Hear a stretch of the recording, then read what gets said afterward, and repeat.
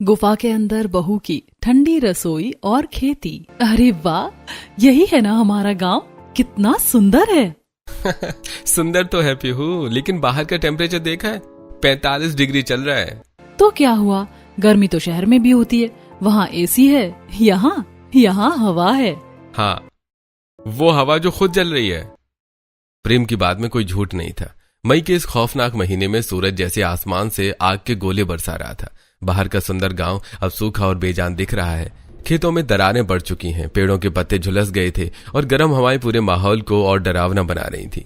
गांव की धूल भरी सड़क तक तपने लगी थी और इसी तपिश से बचने के लिए गांव के कुछ बुजुर्ग चबूतरे की छांव में बैठे हुए थे। अरे भाई, आज तो हद हो गई, लाइट सुबह 4 बजे से अभी तक नहीं आई। अरे भाई क्या बताएं, खेत सूख गए हैं, जानवर परेशान हैं गर्मी से। तभी दूर से धूल उड़ाती हुई एक गाड़ी आती दिखाई देती है। अरे भाई, ये किसकी गाड़ी आ रही है? अरे लगता है अंकुश जी की गाड़ी है।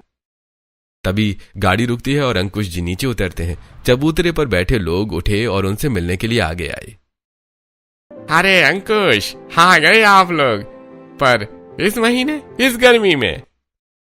अरे क्या करें काका, हमारी बहू की जिद थी, बोली इस बार गर्मियों में गांव जाना है। हमने भी कहा चलो देख लो। अरे वाह, बहू का गर्मियों में गांव का शौक एक दिन में निकल जाएगा, देखना कल तक ये वापस शहर चलो कहने लगेगी। और तभी गाड़ी से पीहू, प्रेम, वृंदा और अदिति उतरती हैं। वैभव काका ने पीहू को देखते हुए कहा, अरे बेटा तुम हो तो जिसे गांव की गर्मियां पसंद हैं। जी काका, मैं हूँ जिसे गांव भी पसंद है और गर्मियाँ भी। अरे भाई, अभी बोल रही हो बेटा, 2 घंटे बाद तुम्हें असली गर्मी का मजा आएगा। काका आप भूल रहे हैं, मैं शहर से सिर्फ सूटकेस नहीं, अपना ठंडा दिमाग भी साथ लाई हूँ। आप 2 घंटे की बात कर रहे हैं, मैं तो अगले 2 महीने यहीं गुजारने का इरादा करके आई हूँ। देखिएगा, मैं इस गर्मी से बचने का भी जुगाड़ निकालूंगी। तभी वृंदा ने सबको टोकते हुए कहा, अरे बाकी की बातें बाद में करना, वरना यहाँ बीच सड़क पर खड़े खड़े ही पिघल जाएंगे। चलो अब घर चले भाई साहब, हम निकलते हैं, वरना सूरज आज ही हमें भस्म कर देगा। वृंदा की बात सुनकर सबने कदम बढ़ाए। आगे गली के मुहाने पर अमृता, वैभवी और आशा हाथ में पंखा लिए अपनी अपनी देहरी पर बैठी थी। गर्मी ने तो दिमाग ही खराब कर दिया, ना अंदर बैठने में चैन है और ना ही बाहर। मेरा तो मन करता है सब छोड़ो और उस पहाड़ी वाली गुफा में जाकर बैठ जाओ।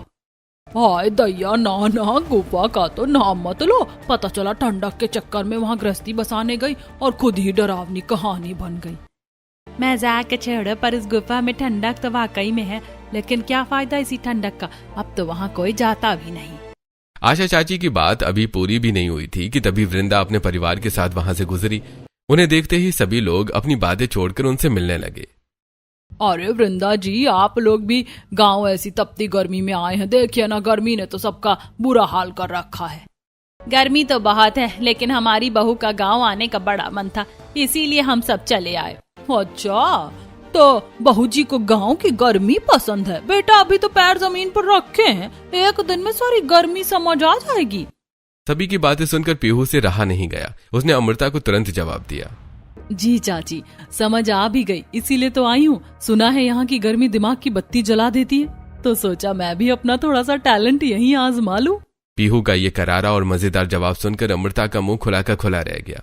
वैभवी ने अपनी नजरें झुका ली। वृंदा अपनी बहू की इस हाजिर जवाबी पर मन ही मन मुस्कुरा उठी और सब आगे बढ़ गए। पर चलते चलते पीहू के कानों में अभी भी आशा चाची का वो अधूरा जुमला गूंज रहा था, उस गुफा में ठंडक तो है। चाची क्या कह रही थी? गुफा ठंडी है, लेकिन वहाँ कोई जाता नहीं है, क्यों? इसी सोच में डूबी हुई पीहू को पता ही नहीं चला कि कब सब लोग घर पहुंच गए। जैसे पुराने घर का दरवाजा खुला, कई दिनों से बंद पड़े घर की धूल और हवा गर्म बाहर निकल आई। फिर सबने मिलकर घर की सफाई शुरू की। जहां प्रेम और अदिति गर्मी से थक चुके थे, वहीं पीहू के चेहरे की खुशी और उत्साह जरा भी कम नहीं हुआ। थोड़ी देर बाद पुराना कूलर भी चल पड़ा। शाम होते होते पीहू ने पूरे परिवार के लिए प्यार से देसी खाना बनाया और फिर आंगन में दरी बिछाकर सब लोग साथ बैठकर खाना खाने लगे। ओ गॉड भाभी, आपके इस गांव वाले एडवेंचर के चक्कर में हम यहाँ आ तो गए हैं, पर ये कूलर भी बस गर्म हवा के थप्पड़ मार रहा है। अदिति, मैंने पहले कहा था पीहू का एडवेंचर अभी शुरू हुआ है, हमारी हालत अभी से टाइट है। अरे खाना खाइए पहले, पेट भरेगा तो गर्मी भी अच्छी लगने लगेगी। जैसे ही सबने पहला निवाला लिया ही था कि कूलर की घरघराहट बंद हो गई। पूरा घर अंधेरे में छा गया, लाइट कट चुकी थी। ये लो, जिसका डर था वही हुआ। भाभी अब तो हद हो गई है, कूलर बंद, पंखा बंद, हम यहाँ कबाब बन जाएंगे। चुप रहो अतिथि, पीहू ने इतनी मेहनत से खाना बनाया है। पीहू बेटा तो फिक्र मत कर। मम्मी कोई ना कोई जुगाड़ तो होगा ही, ये गर्मी हमें हराएगी नहीं। अरे हर जगह जुगाड़ ढूंढ लेती हो, पर इस बार बताओ क्या सोच रही हो? अभी कुछ पक्का नहीं है, पर कल सुबह एक जगह देखनी है। कौन सी जगह? पहले खाना खाओ। सभी लोगों ने जैसे तैसे खाना खाया। रात घिर आई, गर्मी की वजह से घर के अंदर रुकना मुश्किल था। आखिरकार सबने छत पर चादरें बिछाई और वहीं लेटे। यार छत पर तो थोड़ा ठीक है। हाँ, छत पर ठीक है, लेकिन क्या हर रात छत पर ही सोएंगे? अरे नहीं, बस 1-2 दिन की बात है, लाइट आ जाएगी। यहाँ लाइट का कोई भरोसा नहीं है, पहले भी ऐसे ही था। वहीं पीहू चुप लेटी है, उसकी आंखें खुली हैं, आसमान देख रही है, दिमाग चल रहा है। इस घर में नहीं चलेगा, कहीं और कोई ऐसी जगह जहाँ दीवारें खुद ठंडी हो। कुदरत ने जरूर कुछ बनाया होगा, कल की कल देखेंगे। अभी तो मैं आसमान के नीचे आराम से सो जाऊं। अगली सुबह उमस ने फिर घेरा डाल लिया। वृंदा ने दरवाजा खोला तो सामने अमृता और वैभव भी खड़ी थी, जैसे रात भर से वहीं बैठी हो। अरे वृंदा जी, रात कैसी गई? बहू रानी का एडवेंचर कैसा रहा? ठंडी हवा मिली? हम तो रात भर इंतजार में थे, सोचा सुबह होते ही बहू जी के बैग बंद जाएंगे। शहर की हवा याद आती है ना रात को। वृंदा ने एक नजर दोनों पर डाली। चेहरे पर कोई घबराहट नहीं, बस एक शांत मुस्कान, जैसे पहले से पता हो कि सामने वाले क्या कहने वाले हैं। रात बहुत अच्छी गई दीदी, छत पर सोए, तारे देखे। शहर में तो ये नसीब ही नहीं होता। और बहू? मेरी बहू का मजाक उड़ाने की कोशिश में जो वक्त लगा रही हैं आप, उतने वक्त में वो कुछ नया सोच चुकी होगी। वो मुश्किल देखकर हारने वालों में से नहीं है। दोनों चुप हो गईं और छत पर पीहू दूर पहाड़ी की तरफ देख रही थी। इधर पूरा गांव सूखा, उधर घनी हरियाली। तभी आशा चाची की बात याद आई, गुफा उधर ही थी। इधर सब सूखा, उधर इतनी हरियाली, कैसे? नीचे से आवाजें आई, तभी पीहू ने झांक कर देखा। नीचे गांव की औरतों को देखकर वो सीढ़ियों से उतरकर नीचे आ गई। अरे बहू जी, सुना है एडवेंचर करने आई हो इस तपती गर्मी में, शहर का सारा ऐशो आराम छोड़कर? कोई मजबूरी होगी, वरना कौन छोड़ता है एसी बेटा। पीहू रुकी, दोनों को देखा, फिर हल्के से मुस्कुराई, न गुस्से से न तकलीफ से। चाची, आपने कभी मैन वर्सेस वाइल्ड देखा है? वो क्या होता है? एक शो है जिसमें एक इंसान अपना सारा आराम छोड़कर तपती धूप जंगल में निकल पड़ता है, सिर्फ इसलिए कि मुश्किल को जीतना सीखे। तो चाची जी, जो आराम छोड़कर निकले वो कमजोर नहीं होता, वो बस औरों से थोड़ा अलग होता है। अरे तुम शहरी लोग और तुम्हारी ये बड़ी बड़ी शहरी बातें। चाची, बातें शहर की हो या गांव की, दिल सच्चा हो ना तो हर बात अपनी लगती है। दोनों चुप हो गईं। वृंदा ने पीहू को देखा और हल्का सा मुस्कुरा दी। थोड़ी देर बाद दोनों पड़ोसनें चली गईं और फिर घर में सब साथ बैठकर नाश्ता कर रहे थे। लेकिन पीहू का ध्यान अब भी सुबह छत से दिख रही हरियाली में ही अटका हुआ था। पापा, कल आंटी गुफा की बात कर रही थी और आज मैंने छत से देखा, पूरा गांव सूखा है पर पहाड़ी के उस पार सब हरा भरा है। जरूर वहीं होगी वो गुफा, चलते हैं ना एक बार देखने। अंकुश का हाथ चाय के गिलास पर रुक गया। एक नजर वृंदा को, फिर पीहू को। अरे ठंडी तो बहुत है बेटा वो जगह, पर वहां जाते नहीं है लोग। क्यों पापा? बस ऐसे ही, पुरानी जगह है। गांव के लोग कहते हैं वहां कुछ है, क्या है कोई नहीं जानता, और जाने की कोशिश भी किसी ने नहीं की। एक पल के लिए मेज पर खामोशी छा गई। मतलब यही कि वो जगह अकेले नहीं जाते। पापा, डर जगह में नहीं होता, बस लोगों के मन में रह जाता है। पीहू बेटा। अरे छोड़ो ना, तुम भी सुबह सुबह गुफा की बातें लेकर बैठ गई। पहले नाश्ता तो कर लो। ठीक है, नाश्ता करती हूँ। भाई, भाभी नाश्ता खा रही हैं, पर दिमाग गुफा में जा चुका है। मुझे पता है। नाश्ता खत्म हुआ पर पीहू का मन गुफा में ही अटका था। तभी गली से हंसी की आवाजें आई। पूजा अपनी 2 सहेलियों के साथ आई। नमस्ते भाभी, सुना है शहर वाली भाभी गर्मी से डर नहीं रही। अरे अभी तो शुरुआत है, तो चलिए फिर असली गांव भी दिखा देते हैं। थोड़ी देर बाद सब गलियों में निकल गईं। गर्मी बहुत थी पर पीहू की नजरें हर चीज ध्यान से देख रही थी। चलते चलते पूजा अचानक एक खेत के पास रुक गई। वहां छोटू मिट्टी में पैर डालकर बैठा था और अपने सिर पर गीला गमछा रखे हुए था। ये क्या स्टाइल है छोटू? दीदी ये हमारा देसी एसी है। उसकी बात सुनकर सब लड़कियां जोर से हंस पड़ी। गांव में जुगाड़ नहीं किया ना तो समझो जीना मुश्किल है। अच्छा, तो मैं भी अब गांव की स्टूडेंट हूँ, मुझे भी सब जुगाड़ सीखने हैं। जैसे जैसे पहाड़ी की तरफ बढ़े गर्म हवा कम होने लगी, सूखी जमीन की जगह हरियाली आने लगी। सच में यहाँ तो मौसम ही बदल गया, क्योंकि गुफा उधर ही है, वहाँ हमेशा ठंडक रहती है। तभी बाकी लड़कियों के चेहरे थोड़े गंभीर हो गए। लेकिन हम लोग ज्यादा आगे नहीं जाते, बस गांव वाले मना करते हैं, कहते हैं वो जगह ठीक नहीं। तभी पीछे से गुजरती हुई विमला चाची उनकी बातें सुनकर रुक गई। कई साल पहले एक औरत वहाँ गई थी, वापस तो आई पर कहती थी कि अंदर कुछ था, दिखा नहीं पर महसूस हुआ। हाँ, तभी तो अब कोई नहीं जाता। अगर वहाँ इतनी ठंडक है तो लोग उसका इस्तेमाल क्यों नहीं करते? अगर गुफा इतनी ठंडी है ना तो इस गर्मी में वहीं घर बना लेना चाहिए। हाँ, फिर गांव वाले कहेंगे शहर वाली भाभी पहाड़ों में बस गई। सब हंसने लगे, लेकिन पीहू अचानक चुप हो गई। उसके दिमाग में सच में यही ख्याल घूमने लगा। अब क्या रिसर्च चल रही है मैडम? पीहू ने मोबाइल में कुछ तस्वीरें दिखाई। पहाड़ों के बीच बने सुंदर केव हाउसेस, पत्थरों के अंदर बने ठंडे कमरे, लोग आराम से रह रहे थे। प्रेम देखो, लोग गुफाओं में रहते भी हैं। उस गुफा को थोड़ा साफ कर लें तो दिन में आराम से रह सकते हैं। तुम सच में गुफा में रहने की सोच रही हो? सोच नहीं रही, प्लान बना रही हूँ। मम्मी पापा तुम्हें गुफा में रहने देंगे क्या? हाँ, पापा तो नाम सुनते ही मना कर देंगे। डर की वजह से मना करते हैं। अगर समझिए कि वहाँ ठंडक है, आराम है, तो मान जाएंगे। अरे तुम ना सच में अलग हो। और तुम मेरे पार्टनर हो, और तुम्हें भी अलग बनना पड़ेगा। मतलब अब मुझे भी जंगल एडवेंचर करना पड़ेगा? जंगल नहीं मिस्टर, नेचर वाला लग्जरी रूम। पापा एक बात बोलूं, अगर यहाँ इतनी गर्मी है और गुफा में इतनी ठंडक है तो हम वहीं रह लेते हैं ना? क्या मतलब सच में गुफा में रहना है? गुफा में रहेंगे, वहाँ ठंडक है, पानी है, जगह भी बड़ी है, और यहाँ घर में तो गर्मी से सबका हाल खराब हो रहा है। भाभी की बात गलत भी नहीं है, मैं तो अभी से पिघल रही हूँ। लेकिन बेटा लोग उस जगह को अच्छा नहीं मानते। मम्मी, लोग बिना देखे बहुत कुछ बोलते हैं। हम सब साथ रहेंगे ना, ऊपर से मैं उस जगह को अच्छा बना दूंगी। तुम ऐसे बोल रही हो जैसे गुफा नहीं नया फ्लैट लेने जा रहे हैं। फ्लैट से अच्छा होगा, वहाँ नेचुरल एसी होगा। कुछ बोलिए पापा। अरे बेटा अगर इतनी गर्मी लग रही है तो जरूरी थोड़े है पूरे 2 महीने यहीं रहे। चाहो तो वापस शहर चल सकते हैं। नहीं पापा, अब आए हैं तो पूरे 2 महीने यहीं रहेंगे, बस रहने का तरीका थोड़ा बदलना होगा। अगर सब साथ रहेंगे और संभल कर रहेंगे तो कोशिश कर सकते हैं। बस फिर क्या था, अगले ही पल घर का माहौल बदल गया।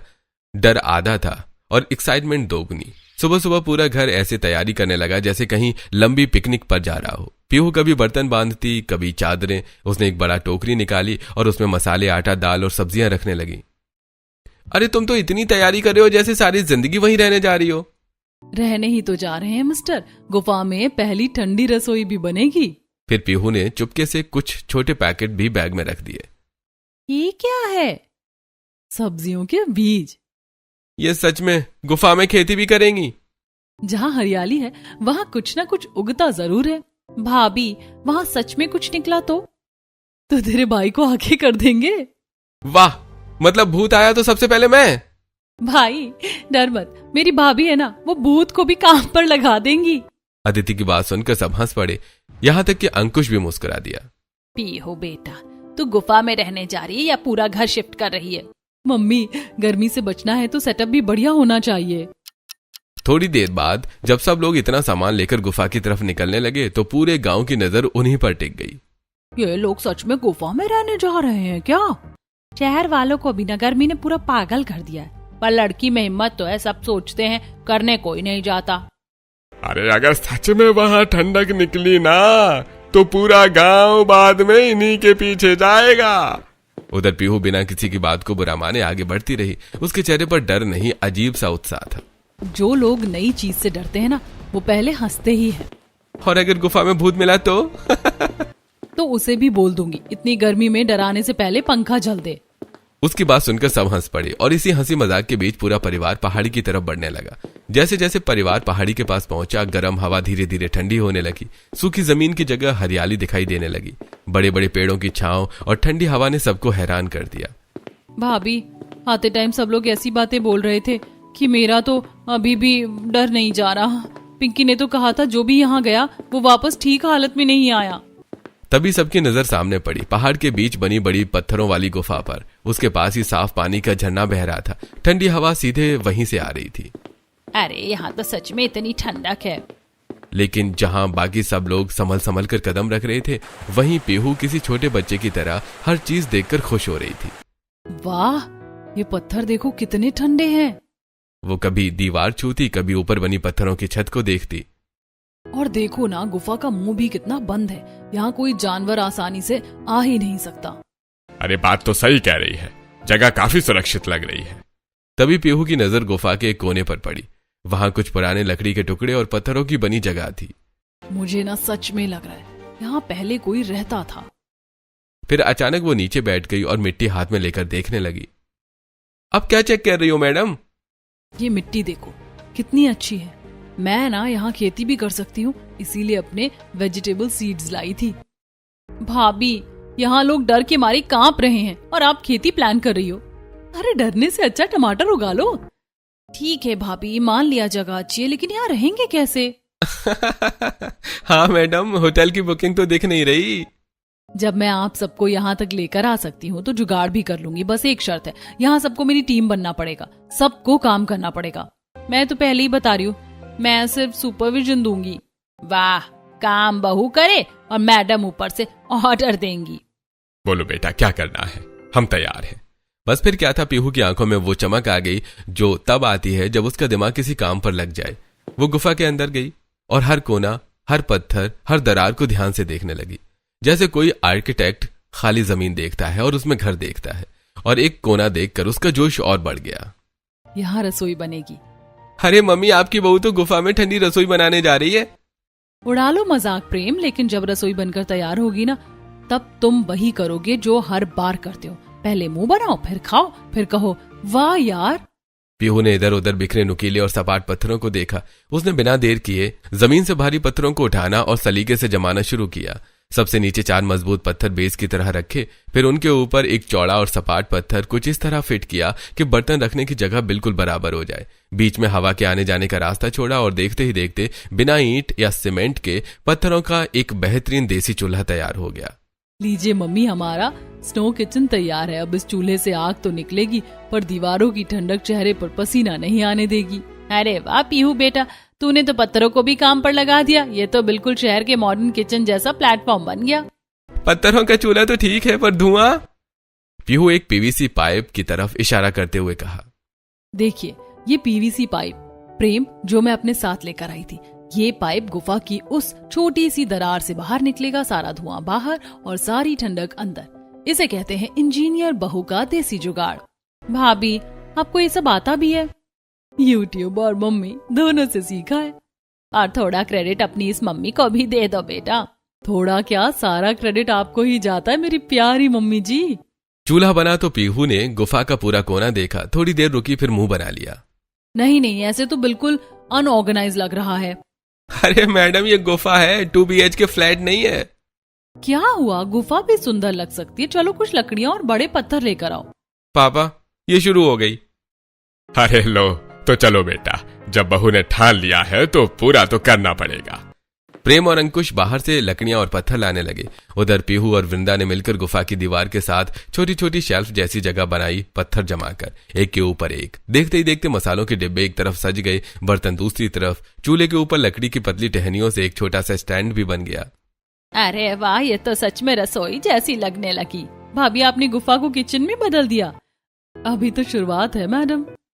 तभी उसकी नजर गुफा के ठीक बाहर नरम पड़ी मिट्टी पर पड़ी, जहां झरने की नमी जमीन तक आती थी। वहां मिट्टी एकदम काली और उपजाऊ थी। पीहू रुकी और फिर उसके चेहरे पर वो मुस्कान आई जो प्रेम को अच्छी तरह पहचान आती थी। पीहू, अब क्या? अब कुछ नहीं, प्लीज। ये देखो, जो वेजिटेबल सीड्स में लेकर आई थी, अब वक्त आ गया है कि उनका इस्तेमाल किया जाए। और देख लेना, कुछ दिन बाद यहाँ हमारी अपनी सब्जियां उगेंगी। पीहू, तुम बीज भी साथ लाई थी? जहाँ जाओ बीज साथ रखो, कभी काम आते हैं। अरे बहू, तू गुफा में रहने नहीं, पूरा नया घर बसाने आई है। घर दीवारों से नहीं बनता पापा, लोगों से बनता है, और रसोई की खुशबू से। थोड़ी देर बाद पीहू ने चूल्हे पर सब्जी चढ़ा दी। झरने के ठंडे पानी और देसी मसालों की खुशबू से पूरी गुफा महक उठी। वाह भाभी, गुफा में भी इतना टेस्टी खाना। अभी तो बाहर से लाई सब्जियों से खाना बना रही हूँ, लेकिन फिर देखना धीरे धीरे यहीं अपनी सब्जियां उगेंगी और उनका टेस्ट, उफ, सोचकर ही मुंह में पानी आ रहा है। अरे बस भी करो मैडम जी, पहले ये वाली सब्जी आराम से खा लें। आपकी खेती को फलने फूलने में अभी थोड़ा टाइम लगेगा। वहीं बैठकर सब हंसते मुस्कुराते खाना खाने लगे। बाहर झरने के बहने की मीठी आवाज थी और गुफा के अंदर ठंडी हवा। पहली बार इस गर्मी में सबको सच्चा सुकून महसूस हो रहा था। ठीक है भाभी, खाना हो गया, अब सोएंगे कहाँ? हाँ मैडम, आपका 5 स्टार रूम कहाँ है? मुझे इतना कम मत समझो मिस्टर प्रेम। धुआं हो या प्राइवेसी, सबका इंतजाम है मेरे इस जुगाड़ू दिमाग में। थोड़ी ही देर में पीहू के कहने पर प्रेम और अंकुश जी को बाहर से सूखी घास, बांस की खपच्चियां और बड़ी लकड़ियां ले आए। पीहू ने गुफा के दोनों कोनों में पड़े भारी पत्थरों को स्टैंड की तरह इस्तेमाल किया और उन पर लकड़ियां टिका दी। फिर ऊपर से सूती चादरें और पुरानी साड़ियां डाल दी गईं। देखते ही देखते गुफा के भीतर छोटे छोटे हवादार कमरे तैयार हो गए। भाभी, ये तो किसी लग्जरी कैंपिंग जैसा लग रहा है। यकीन नहीं होता कि बाहर 45 डिग्री और यहाँ मुझे चादर ओढ़नी पड़ रही है। अरे ये तो सच में घर जैसा लग रहा है। अरे बहू को एडवेंचर का शौक है, लेकिन दिमाग भी खूब चलता है। सब अपने अपने बिस्तर पर लेट गए। बाहर गर्म हवाएं चल रही थीं, लेकिन गुफा के अंदर ठंडी हवा और सुकून था। अगली सुबह गांव में सबकी बातें बस उसी गुफा को लेकर थीं। पूरा एक दिन हो गया, कोई खबर ही नहीं आई। मुझे तो डर लग रहा है कहीं सच में कुछ गड़बड़ ना हो गई हो। अरे पहले भी लोग वहां जाने से डरते थे, यूं ही नहीं डरते थे। दिन धीरे धीरे गुजरने लगे। बाहर पूरा गांव अब भी गर्मी से परेशान था, लेकिन गुफा के अंदर सबकी जिंदगी बदल चुकी थी। सुबह पीहू सबसे पहले झरने के पास बनी अपनी छोटी सी खेती देखने जाती। उसने टमाटर, मिर्च, धनिया, लौकी और भिंडी के बीज लगाए थे। हर दिन मिट्टी से छोटी छोटी हरी पत्तियां निकलती देख उसके चेहरे की खुशी बढ़ जाती। देखो देखो, धनिया निकल आया। भाभी, आप सब्जियों को ऐसे देख रही हो जैसे बच्चे स्कूल में फर्स्ट आ गए हो। उधर रसोई भी अब पूरी तरह जम चुकी थी। सुबह चूल्हे पर गर्मा गर्म पराठे बनते, दोपहर में झरने के ठंडे पानी के पास बैठकर सब खाना खाते और रात को ठंडी हवा में बातें करते। सच कहूं, इतने सुकून से तो हम शहर में भी नहीं रहे। गांव वाले अब भी दूर से पहाड़ी की तरफ देखते रहते। सबको इंतजार था कि आखिर गुफा से क्या खबर आएगी। इतने दिन हो गए फिर भी सब ठीक कैसे हैं? मुझे तो लगता है कुछ ना कुछ जरूर है इस जगह में। लेकिन उधर गुफा में सब हंसी खुशी रह रहे थे। फिर एक रात अचानक तेज आवाज गूंजने लगी। हवा जोर जोर से चल रही थी। बाहर पेड़ों की सरसराहट और झरने की आवाज मिलकर डरावना माहौल बना रही थी। भाभी, ये कैसी आवाज है? ये कैसी आवाज थी? सब डर गए, लेकिन पीहू बिल्कुल शांत थी। अरे डरिए मत, इतने दिनों से यहाँ रह रहे हैं ना, कुछ हुआ क्या? तो फिर ये आवाज? चलो बाहर चलकर देखते हैं। बाहर तेज तूफानी हवा चल रही थी। बड़े बड़े पेड़ हवा से टकराकर जोर जोर से हिल रहे थे। झरने का पानी पत्थरों से टकराकर गूंज पैदा कर रहा था। देखा, आवाज इन पेड़ों और झरने की है। लोगों ने डर डर कर इसे भूत बना दिया। अंकुश कुछ पल चुप रहे, फिर हल्का सा मुस्कुरा दिए। अरे सही कह रही हो बेटी, हम इतने दिन से यहाँ हैं, लेकिन कभी कुछ गलत महसूस नहीं हुआ। उस रात के बाद सबका डर लगभग खत्म हो चुका था। अब गुफा सच में घर जैसी लगने लगी थी। फिर कुछ दिनों बाद दोपहर के समय जब पीहू अपनी छोटी सी खेती में पानी डाल रही थी, तभी बाहर किसी के कदमों की आवाज आई। लगभग 30 साल का एक आदमी धीरे धीरे गुफा की तरफ बढ़ रहा था। कौन है भाई? मैं विवेक। वो गांव में सुना कि आप लोग सच में यहाँ रह रहे हैं, इसलिए देखने चला आया। विवेक गुफा के अंदर का माहौल देखकर खुद हैरान रह गया। एक तरफ रसोई सजी थी, दूसरी तरफ सब आराम से बैठे थे। ठंडी हवा अंदर तक जा रही थी। आप लोगों को डर नहीं लगा यहाँ पे? पहले तो बहुत लगा था, गांव वालों ने इतना डराया जो था। लेकिन फिर सोचा इतनी ठंडी और अच्छी जगह को सिर्फ डर की वजह से खाली क्यों छोड़े। और अब तो यहाँ हमारी खेती भी शुरू हो गई है। विवेक कुछ पल चुप रहा, फिर हल्का सा सिर हिलाकर मुस्कुरा दिया। अच्छा ठीक है, मैं चलता हूँ। लड़का वापस चला गया। उधर शाम होते होते मौसम और भी ठंडा हो गया था। पीहू और प्रेम गुफा के पीछे की तरफ घूमते घूमते चले गए। वहां बड़े पत्थरों के बीच एक बहुत छोटा सा कमरा दिखाई दिया जो कि बंद था। अरे, ये पहले तो नहीं देखा। दोनों धीरे धीरे अंदर गए। कमरा छोटा था लेकिन ऐसा लग रहा था जैसे कभी कोई वहां रहता रहा हो। एक कोने में पुरानी लकड़ी का छोटा संदूक रखा था। अरे देखो तो, ये क्या है, चलो ना देखें। अब तुमने ठान ही लिया है तो अगर मैंने मना किया ना तो मेरी शामत आ जाएगी। चलो बेहतर यही है कि तुम्हारी बात मान ले। दोनों धीरे धीरे उस छोटे कमरे के अंदर गए। चारों तरफ धूल जमी हुई थी। तभी एक कोने में रखा पुराना लकड़ी का संदूक पीहू की नजर में आया। प्रेम, देखो यहाँ कुछ रखा है। पीहू झुककर संदूक के पास बैठ गई और उसने धीरे से ऊपर जमी धूल हटाई और फिर उसका ढक्कन खोला। अंदर एक पुरानी डायरी रखी थी जिसके पन्ने पीले पड़ चुके थे। पीहू उसे धीरे से उठाकर पढ़ने लगी। जो डर पर काबू पा लेगा वही इस गुफा की ठंडी सांसों को महसूस कर पाएगा। जिसने आंखों से नहीं दिमाग से देखा उसे यहाँ कभी अंधेरा नहीं लगेगा। नीचे कुछ और लिखा था। हम मजबूर थे, हमारे पास रहने को कोई जगह नहीं थी। इस गुफा ने हमें तपती गर्मियों में सहारा दिया, लेकिन डर था कहीं कोई हमसे ये जगह छीन ना ले। इसीलिए हमने अफवाह फैला दी कि यहाँ अनहोनी होती है। लोग डर गए और ये जगह सिर्फ हमारी रह गई। लेकिन मुझे एहसास है कि हमने गलत किया, डर फैलाकर लोगों को इस नेमत से दूर रखा। कुछ पल के लिए दोनों चुप हो गए। मतलब इतने सालों से लोग बेवजह डरते रहे। देखा, कभी कभी सच डर से कहीं ज्यादा आसान होता है।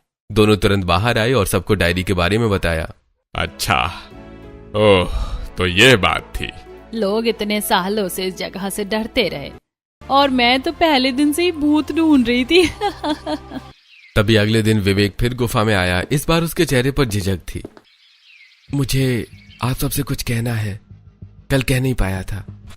क्या बात है बेटा, अगर इस गुफा के बारे में बताना चाहते हो तो हमने वो डायरी पढ़ ली। असल में वो डायरी मेरे परदादा की थी। उन्होंने ही ये अफवाह फैलाई थी। उस समय बहुत गरीबी थी, रहने को घर नहीं था। उन्हें डर था कि कोई ये जगह उनसे छीन न ले। सब चुपचाप उसकी बात सुनते रहे। बाद में उन्हें अपने किए का बहुत अफसोस रहा। जब उन्हें पता चला कि अब कोई यहाँ रहने आया है तो वो बहुत खुश हुए। उन्होंने बस एक बात कही थी, जो डर को हरा देगा असली ठंडक वही पाएगा। पीहू और प्रेम एक दूसरे को देखकर मुस्कुरा दिए। आप लोगों ने सच में डर पर जीत पाई है। चलिए अब मैं चलता हूं। उसके जाने के बाद धीरे धीरे पूरी बात गांव में फैल गई। गांव वाले गुफा में आए, इस बार बिना किसी डर के। हमने तो बेकार में उस जगह को डरावना बना रखा था। और तुम्हारी बहू सच में बहुत समझदार निकली वृंदा जी। डर ने इतने साल लोगों को गुफा से दूर रखा और एक बहू ने आकर सब बदल दिया। अब गांव वाले भी धीरे धीरे गुफा तक आने लगे। कोई झरना देखने आता, कोई ठंडी हवा महसूस करने। उधर पीहू की छोटी सी खेती भी अब हरी होने लगी थी। टमाटर लाल होने लगे थे, भिंडी निकल आई थी और धनिया की खुशबू पूरी जगह महका रही थी। लो चाची, ये हमारी गुफा वाली पहली सब्जियां। अरे वाह बहू, गुफा में खेती भी सच कर दी तुमने। धीरे धीरे पूरी गर्मी, हंसी, खेती, ठंडी हवा और साथ बैठकर खाए गए खाने में गुजर गई। फिर आखिर वो दिन भी आ गया जब उनकी छुट्टियां खत्म हो गईं। सब लोग सामान बांधकर वापस शहर लौटने लगे। सच कहूं भाभी, अब ये गुफा छोड़ने का मन नहीं कर रहा। जिस जगह से लोग डरते थे आज वही सबसे प्यारी लग रही है। हमारी बहू ने साबित कर दिया कि डर के आगे जीत है। सभी लोग हंस पड़े। जाते वक्त पीहू ने एक आखिरी बार पीछे मुड़कर गुफा को देखा। ठंडी हवा अब भी वही बह रही थी, लेकिन अब उस जगह में डर नहीं, अपनापन बसता था। डर ने जिसे वीरान रखा, प्यार ने उसे घर बना दिया। और फिर गाड़ी धीरे धीरे गांव से दूर निकल गई, लेकिन गुफा की वो ठंडी रसोई और छोटी सी खेती हमेशा सबकी यादों में बस गई।